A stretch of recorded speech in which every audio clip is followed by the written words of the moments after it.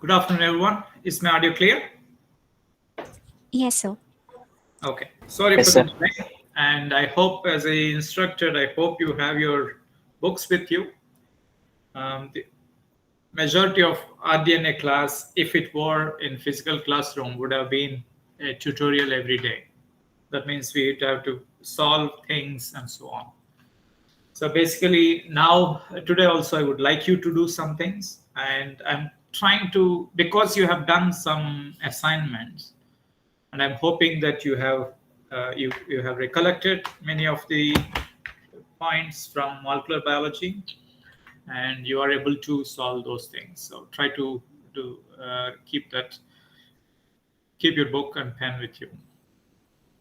So in the last class, we were discussing about several of the other components that are useful for us to in cutting and joining. We have learned about restriction endonucleases, cutting, and so on. We have also learned about joining, and in joining there are problems because we don't, if we want to join any two DNA molecules, these ends of the DNA molecules should be compatible. Either they both should be flush ends or blunt ends, or they should be compatible ends. Compatible in the sense there should be complementarity between these overhangs, and there should not be any other gaps. Only the ligase would have come and ligated this, the breaks there or nicks. So when we try to mix two different molecules, a vector and fragment, there are several possibilities, and we already discussed about this is the recombinant plasmid typically, or whatever your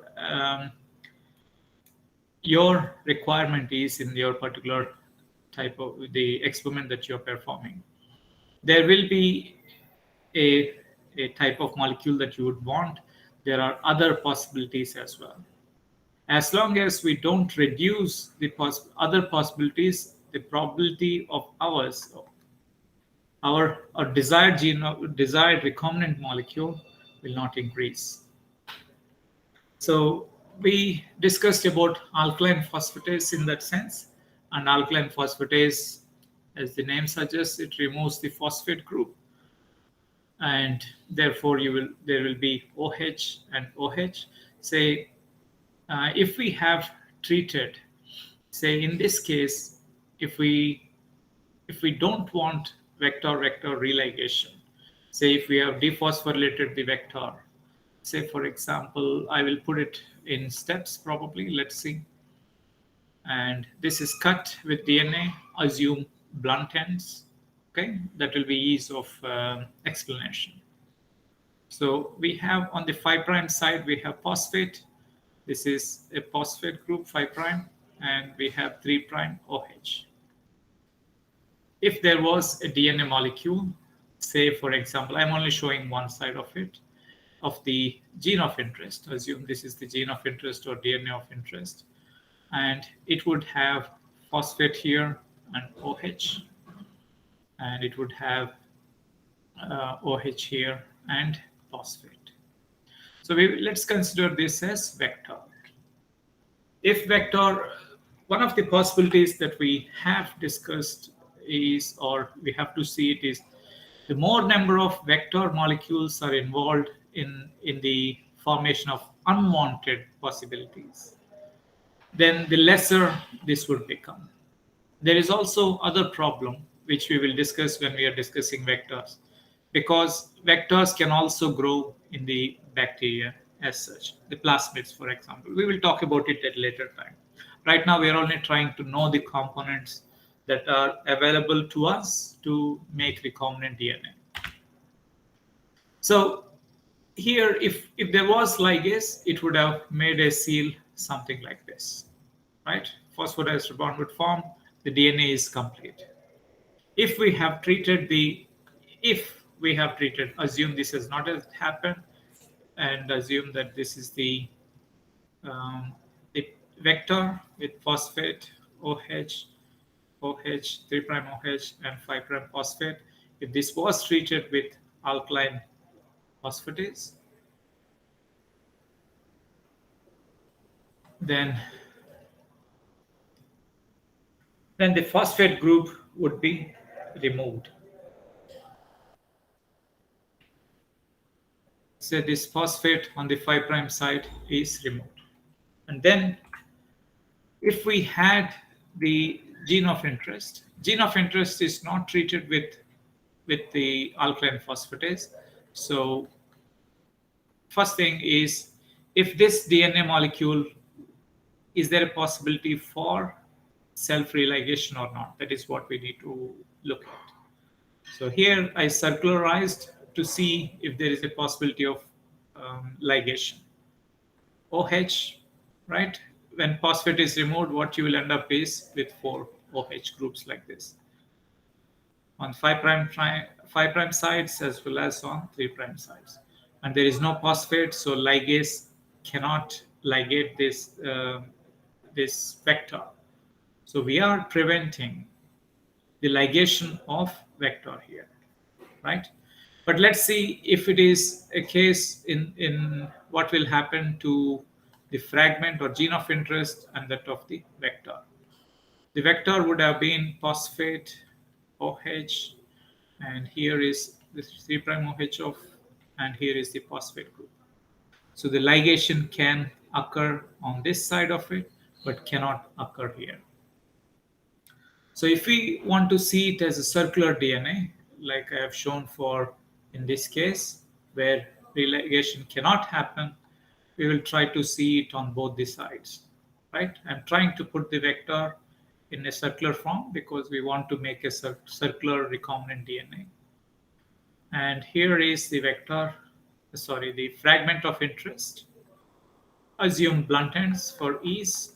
And the vector has OH on all the 4 ends, right? Because upon treatment of alkaline phosphatase, the 5' phosphate is lost. Whereas for the vector, for the fragment of interest, we would have had phosphate, and here is OH, and here is a phosphate group, and here is OH. So ligase can act on this and will seal this gap like this.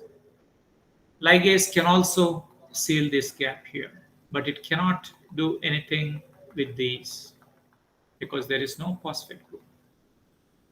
But if we put this DNA into the cell, bacterial cell, right, upon transformation, so the repair mechanisms of the plasmid, mechanisms of the bacteria would recognize this as a nick, okay, and start repairing this gene. That means it will remove these bases, and from 3' OH, the polymerization would have happened. I would want you to also look at what is meant by nick translation. If anybody knows, you can share it now. If you don't know it, I would want you to figure it out at a later time. Nick translation. Okay. Sir, that is one of the process that is involved in the fluorescent in situ hybridization. I'm unsure of that. I think I'm confused. Like it's either fluorescent in situ or in microarray. I think one of those two, nick translation is involved as one of the components in that whole process. Okay, could be. To my knowledge, it's not, unless people use different terminology. So that's why I'm giving up that I'm unsure. Nick translation is a general phenomenon. 5', 3' OH, I'm drawing a DNA. Okay, and here I put a nick. Nick is a break in the phosphoester bond, the backbone. Everything else is complete. The base pairing, everything is fine, and there are no empty bases anywhere without hydrogen bonds. The whole DNA is fine, except there is one discontinuity in the phosphate backbone. So DNA polymerase 1 is an enzyme. It has polymerizing activity. It has exonuclease activity. it has another exonuclease activity. That is, one is 5' to 3' exonuclease activity and 3' to 5' exonuclease activity.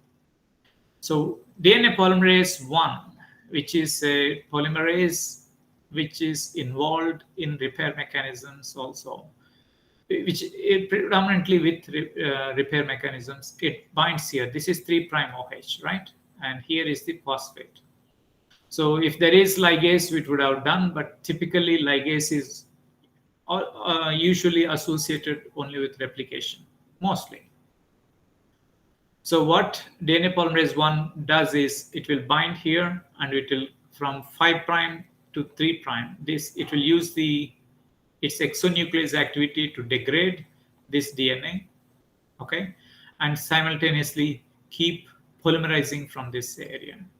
So the nick that was actually present here will eventually be warded off until the nick is moved kind of from here to somewhere else, and polymerization happens until the completion. That is called as nick translation. It's a part of repair, you can think of it.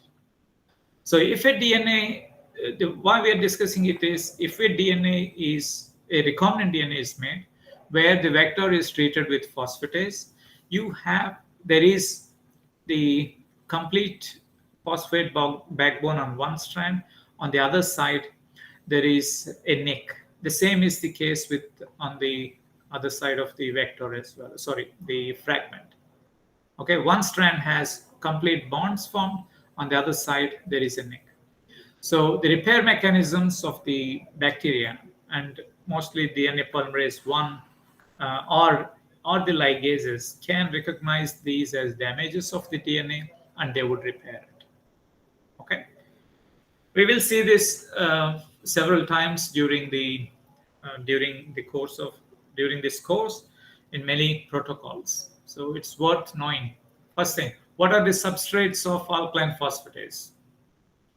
The nick is the alkaline phosphatase, and there should have been a 5' phosphate, and what it does is it removes the phosphate group, 5' phosphate group. That's it. Okay. So we are going to look at other ways of how to make or join DNA. Say, for example, we have a DNA molecule or gene of interest which has eco R1 overhangs or site. Say, for example, you have a DNA like this and it has eco R1. And there is a vector, and the vector has BAM-H1 site. Okay, I'm not writing full. It's easy for me, but typically we should have written it in full. So eco R1, the gene of interest has eco R1 sites on either side, whereas the vector has only BAM-H1 site. Assume that you didn't have exonucleases or you didn't have clone fragment. How can you clone it is the question. In that sense, what we can do is we can cut it with eco R1. So we will get the gene of interest with overhangs of eco R1. And then ligate it to some DNA molecules which have a restriction site of BAM-H1. Okay, the BAM-H1, and it is there this is the linker. Linker is a DNA molecule which has the restriction site, okay, on either side of it. So now what we can do is digest this DNA with BAM-H1 and also the vector with BAM-H1. So we will get the vector with BAM-H1 overhangs. When it is in the end and I write B, it means it's the overhang. Similarly, we can also get the same way for the gene of interest, where we will have BAM-H1 ends now. And then the ends of the gene of interest or the fragment is compatible with that of the vector, right? So let's look at it again. How are vectors usually synthesized? Vectors are synthesized as single-stranded DNA. And there is a chemical process of synthesizing. If there is a possibility, we will discuss it briefly at some other point. But the simple thing is we can generate single-stranded DNA with the desired basis. We can program the synthesizer to synthesize the fragments. That is how primers for PCR are also used. We will also discuss a little bit about primers today. When we design the oligonucleotides to use it as linkers, and we are synthesizing two single-stranded DNA, and they are complementary. So here we have CCGGAT, CCGG, and you can see that this one is complementary to the bottom strand is complementary to the top strand. Upon annealing, now we have what is called as a linker. And then we can perform blunt end ligation with this, and then we have the gene of interest or a fragment ligated to a linker that is for BAMH1. And we can cut it with BAMH1, and we now have overhangs of BAMH1. So there is one other difference is that the example that I have chosen here, I did not choose blunt end, I chose EcoR1. Can you, in your notebooks, can you try to design a linker with, I will call it as BAMH1 linker that is compatible with EcoR1 or EcoR1 ends like is shown here. So the first thing I should have done is to have GGA, T, CC, that is the BAMH1 site, recognition site. And I also have to mention this. There are two additional bases. Why do you want that? When I'm discussing about restriction site, I should have mentioned it. I will try to briefly get to it. Just give me a second if I have space. Okay, I'll just use this space to describe that. Say GAATCC. CC. This is BAMH1 restriction site. Assume this is the DNA. It is 6 bases in length, and it is supposedly somewhere around 3/4 of or 2/3 of a helix. If you remember that we have discussed when we are discussing about restriction endonucleases, we recognize that BAMH1 or many of the endonucleases, they come as homodimers. Right? Homodimers, they interact with the DNA and then they make a cut like this. For the homodimer or the enzyme to make proper interactions with the DNA, they usually require a little more addition, a little more, some more bases, any bases, anything. It doesn't matter what you have. Some of them, many of the enzymes do require some extra sequences. This concept, I'm talking about it now because we'll also have to take this into consideration when we are designing primers as well. And sometimes some enzymes don't need this part of for cleavage to occur. Some enzymes don't need this part. Some enzymes are fine to cleave. Just you give only the restriction site, they can still efficiently interact and cleave. But majority of them require somewhere between 2 to 3 bases, at least 2 to 3 bases on either side of the recognition sequence, so that they can then make efficient cuts. Okay, so there can be any sequences, but there should be additional DNA for restriction endonuclease to make cuts efficiently. Okay, so when I'm discussing here, I would also want that the That is one of the reasons why we have extra. This is GGA-TCC is the restriction site, right? But we also have additional bases to increase the stable interaction of the enzyme with that of the restriction site. So the another point that I was discussing is, I will erase this and I will get back. I'll try to erase this part, so we'll use it. So the point that I made in the example that I gave, and we are trying to design a linker region, okay? So please, if you have your books with you, try to design it with me as well. And I will tell you the conditions that I have, and based on that, you have to decide. So assume that this is I'm only discussing on the one side of it, and the restriction site is EcoR1, as is shown here, GAA-TTC. So the same thing on the complementary strand. If cut has been made like this, okay, this will be the 5', 3, and 5. So I'm going to use that sequence here.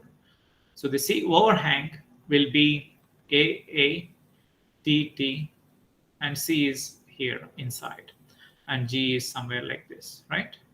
So this is the overhang. It is 5' overhang. Now I am asking you to make or design a BAM-H1 linker.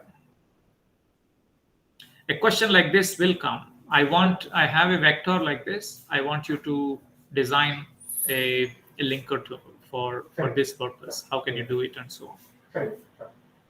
The BAM-H1, you need to make a BAM-H1 linker that is compatible with EcoR1 overhangs, right? So what I should do is I would want GGA-TCC. GGA-TCC. I want to make a DNA upon ligation should look something like this, right? So what else will become the part of the linker is you need to have an additional thing like this. On this side, I'm adding GGCC. If we want to reason it stepwise, okay? If we want to reason it stepwise, I should have this part from here to here. That is the restriction site. That is BAM-H1 restriction site. And I also have a certain overhang. Why did I have overhang? Because I want to make the linker compatible to make it compatible to EcoR1 overhangs. And I have two additional bases here because BAM-H1 requires this will increase the GEC or any of the bases. The last two nucleotides here, I have used it to increase the stable interactions between the target site and the restriction endonuclease. Why didn't I have on the other side increased for sequences for increased stable interaction? This DNA is already present here, right? We are only cutting the DNA after ligation. After ligation only we are cutting. So if the enzyme will interact, the enzyme will interact this way, and on either side it has sufficient DNA to make stable interactions, and then the cut will be made here and here. I hope you understood the question, the point of what I'm trying to describe here. So you should, when it comes to linker, you should be able to design linkers. Remember that. That might come up as a question in the exams. Okay, And then upon cutting, we will end up with BAM-H1 overhangs, and then we can proceed with cloning, ligation, and so on. In the case, the figure that is explained here, you have blunt ends and you're ligating. So one must have used T4 DNA ligase because it is more efficient to ligate even, it can ligate even blunt ends. E. coli ligase cannot do as much. E. coli DNA ligase. Okay. So the same thing, there are when we make linkers, we are at liberty to do many things. We don't have to necessarily have only one restriction site. You can also choose to have 2 restriction sites if there is a need. Okay, you just don't do it just for the sake of restriction and for the sake of putting additional bases or restriction sites. Okay. So you can have some majority of them have a long sequence like this. They could be somewhere between 10 to or 8 to 10 or 12 bases. And so here we take the foreign DNA, we add linker molecules to it. We can use blunt end ligation or so. And when it happens, it's not just only one linker will add. The other possibilities is this is for EcoR1 linkers. When we add ligase, you can have multimers of linkers adding, but it doesn't matter to us because when we add EcoR1, it will cut here and the rest of the bases should be or will be removed when we are purifying this DNA. And then we will ligate it with the vector. So this step is, what I meant to step is this consideration. What are all the possibilities that happen? We have to keep in mind. Okay. Do you think there is any other possibility also that is not mentioned here?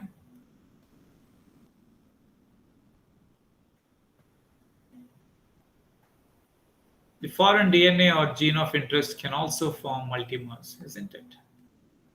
So that is another issue that we need to keep in mind.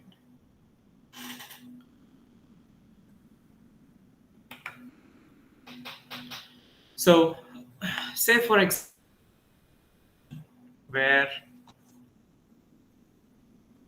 I'm trying to increase the complexity of the problem. This is gene of interest, and it has a BAM-H1 site in the middle of the gene.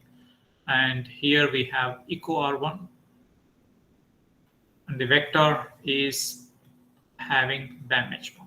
We need to clone this entire gene of interest intact into the site, BAM-H1 site present on the vector. So we can choose to have the fragment. We can add the linkers like we have discussed before, like BAM-H1 linkers. And if we treat this fragment with BAM-H1, we will get fragmented DNA. Why is that? It's because there is a internal BAM-H1 site here, like I described here. So the problem is then you cannot use these BAM-H1 linkers because you cannot cut the DNA with BAM-H1 because there is an internal BAM-H1 restriction site. So for that, the solution is adapters. Adapters are they are also DNA molecules. And the difference is that they already come with the overhangs. We don't need to have a step of restriction diation.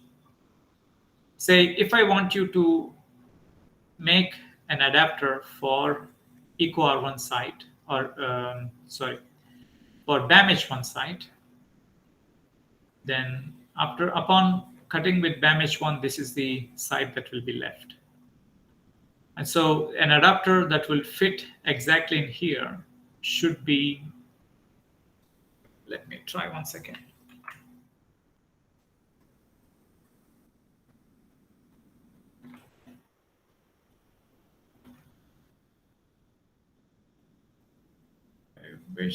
hope.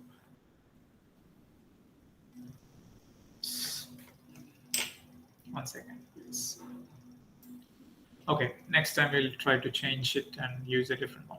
Anyway, I hope you see that this is the part of the gene of interest. I need to make overhangs that will bind to this DNA. Right, that is an adapter. If you had a molecule that can fit in here exactly, and that is, it is acting like an adapter, and then that is the sequence, you call it as DNA. Sorry, the adapter. So for it to be fit, it should have 4 base overhangs, and the sequence should be complementary to the overhang of the gene of interest. And whatever is here, it doesn't matter. The sequence, it could be anything. You could have, TC, TGG. The important thing is the overhang that is present here. This is the important thing. That should fit snugly into the overhangs present in the gene of interest. There are issues with using adapters. I will describe what will happen, because when you consider different possibilities, you will know that. Say, for example, I have taken a vector that is GATCC, that is the overhang, right? And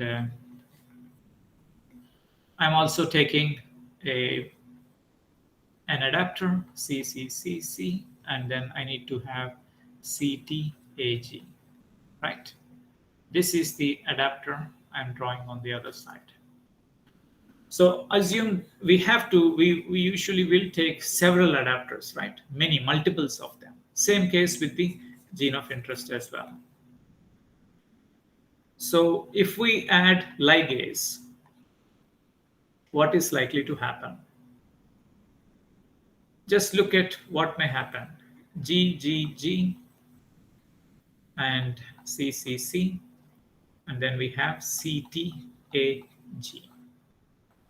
Right? This is the sequence of one adapter. Try to draw another adapter in a reverse direction. That means you have twisted, you took another adapter and tried to invert it. What will it be? I would also like to write these 5' to 3' and so on, and the groups that are present there. 5' phosphate, right? I'll just put the phosphate groups.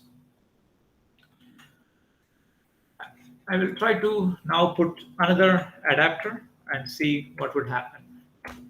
Another adapter would fit exactly G, A, T, C. And then we have C, C, C, C, G, G, G, G. This is the sequence of another adapter, isn't it? What will be the sequence here? This is 3' OH. Here we will have a 5' phosphate. So when we add ligase, as in this case, the ligase will seal them up like this. And then it becomes something like a linker, which is not good for us, which will compromise our steps. So what we do is, when we chemically synthesize the adapters, what we will do, if you look at the chemical sequences here, right, 5', what should be here? It should be a phosphate group. And on the 3', we should have OH.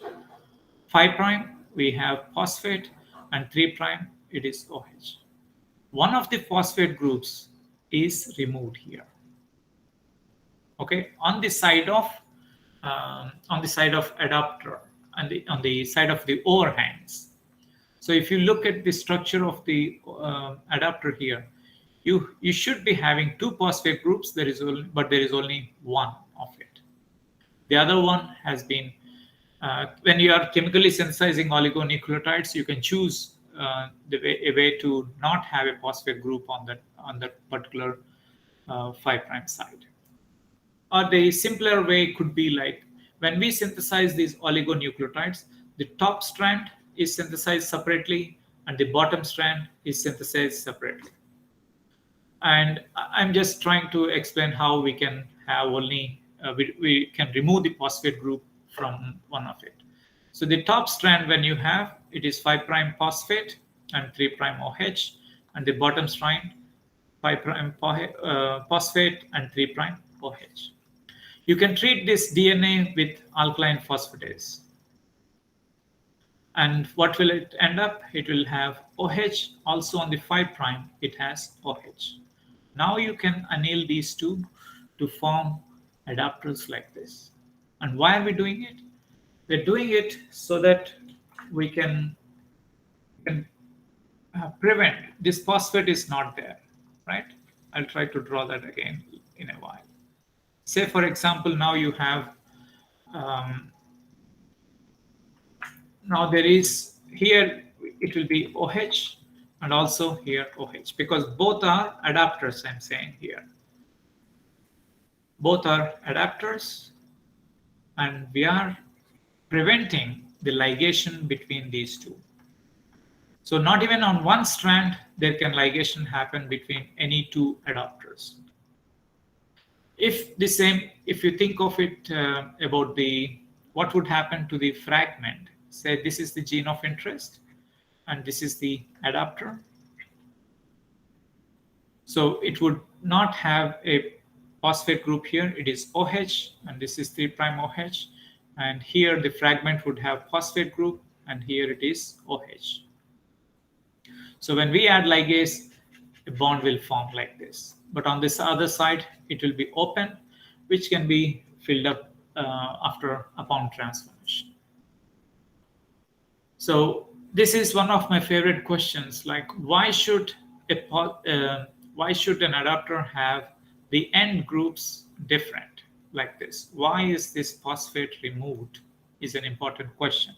If you understood that, you would have understood a lot of things with regard to the technical details of how adapters are used.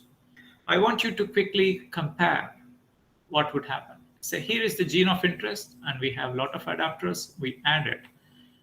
We may have multimers of the fragment gene of interest, but we will never have multimers of or ligation within adapters.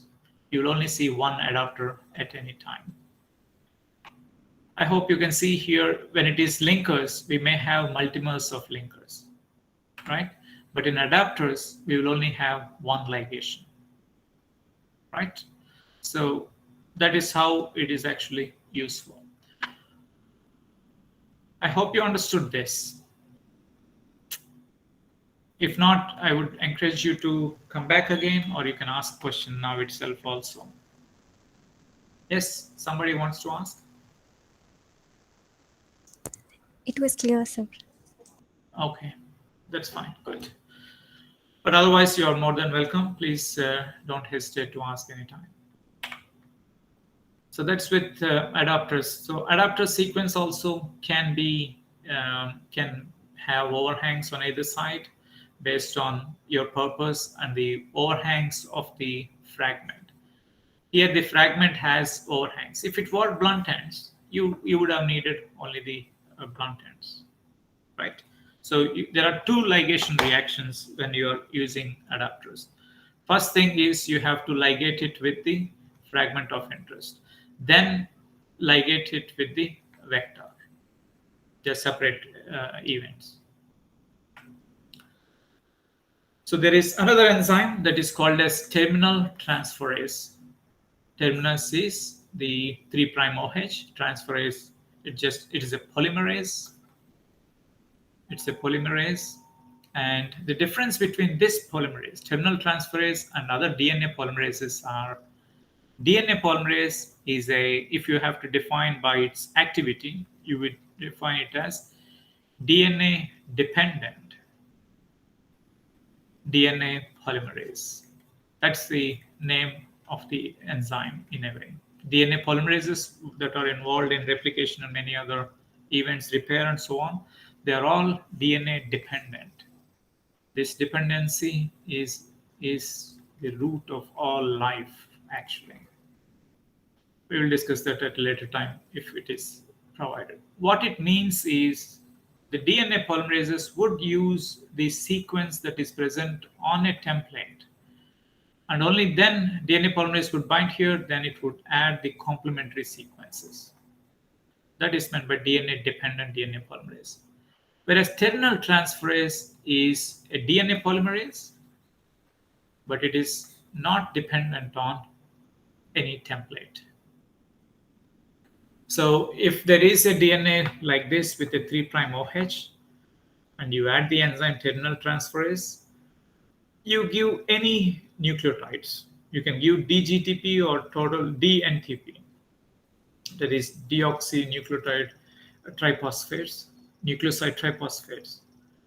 It will just add DNA to the 3' side, AG, whatever. There is no reason why which base is being added. It will add whatever is available to it. It's a random process there, right? That is, but we can use it for cloning.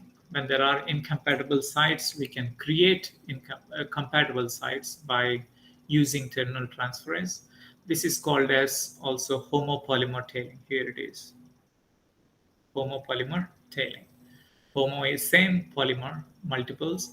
You can, to the vector, we can add GTP and terminal transferase so that all the ends 3' OH will be added with multiple G's.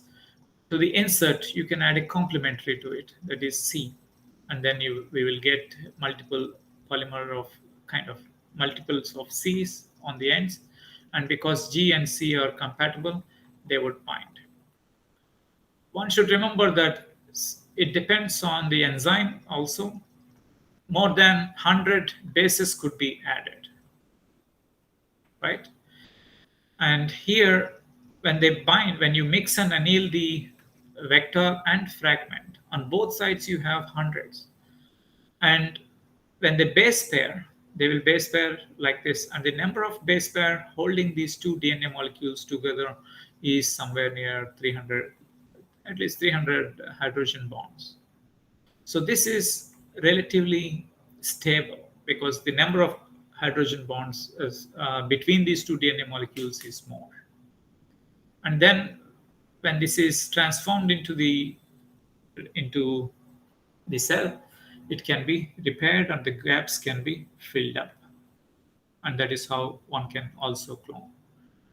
This is still a way of cloning. Not many people use these days, but it is good to know because these are the tools you have in hand as a genetic engineer, and we should be able to know which can be used and how it is useful. I will just stop with one point. So I want you to identify the substrates for terminal transferase. The substrates can be DNTP, one of it, the ones that can be polymerized. I'm talking about the DNA onto which the DNA will be polymerized. So this is 3', 5', 3, and 5. There is another molecule, say we'll call this as molecule P, and this is Q, and this is 3' and 5'. So Q has, Q, the ends that are boldly colored, that is the only one we are discussing about. So this has blunt ends, and there is another molecule, PQR. R has overhang of 3' overhang. So which one can be the substrates for terminal transferase? R, sir. Yes, R is a substrate for terminal transferase because it is accessible, and then more and more, whatever bases are supplied, it will polymerize. It can also do the same to the blunt ends because the OH is there, and then it can do that. The OH that is, when there is a 5' overhang, this could be interfering with the activity of terminal transferase. So it might not be able to add bases on this in this time, okay, in this type of ends. So you can think of the substrates, 3' overhangs or blunt ends, where there is an intact 3' OH, accessible intact 3' OH on a DNA, then terminal transferase will add bases to it. Okay, that's what you should try to remember. Okay, in the next class, I will discuss about TA cloning, and we'll discuss a bit about PCR and how we can use PCR to clone. In that sense, we will also discuss about primer designing. Please try to have a look at it and try to come prepared with this one. Precautions while designing primers. Okay. Thank you very much. If you have any questions, you can ask or you can post anytime.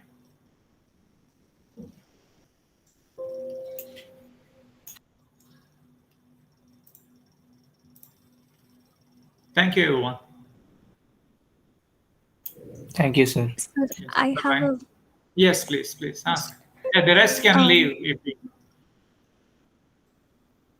Yeah, go ahead. All right. so with respect to the problem that you have posed, like we have the one of the situations, there was a problem in which you had three restriction sites, two for EcoR1 and one for BAMH1 within the gene of interest. So Oh, we will yeah. not be able to use linkers because then it will disrupt the gene of interest in itself. So we went for adapters. But is it possible for us to like methylate the gene of interest, then add linkers, add BAMH, so that now the restriction endonuclease would not be able to cleave the BAMH cleavage site which is present within the Yes, gene of that's interest? absolutely one of the strategies where we can protect the the internal site BAMH1 by adding, if this is BAM, we should have added MBAMH1 and methylated it, and then attach the BAMH1 linkers. Yes, that is certainly it would have come ultimately in the other problems that we had. It would have come. Yes, that is certainly an option. What people do, there are protocols that are normally discussed in every rDNA course. Yes, and that is an Yes. application of MBAMH1. If we didn't discuss about methylases, that is the application of methylases or modification enzymes. Yes? Thank you, sir. Yes, sir. Yes. Okay, thank you very much.